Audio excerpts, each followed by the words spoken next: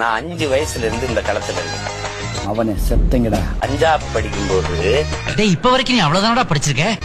இளையான்குடி கடத்தருவுல இருந்து கம்யூனிஸ்ட் கட்சி கொடியை பிடிச்சுக்கிட்டு சிவகங்கை மாவட்ட ஆட்சியர் அலுவலகத்துக்கு விவசாயி போராட்டத்துல பேரணிக்கு போகும்போது சின்ன பையனா கொடி பிடிச்சிட்டு போனதை ஞாபகம் இருக்கு. அப்ப இருந்து இருக்கேன். டீசன்ட் பாலிட்டிஷியன் கிடையாது, டீப் பாலிட்டிஷியன்.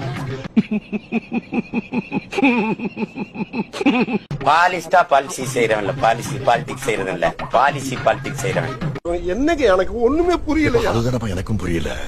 நீங்க நான் இப்படி பொதுவா கேட்பேன், மறுபடியும் முதல்ல இருந்தா அப்ப நீங்க தமிழ் மொழி இனம்னு நீங்க பிரிக்கிறதுனா இங்கிலாந்துல இருந்து அயர்லாந்து ஏன் பிரிஞ்சு?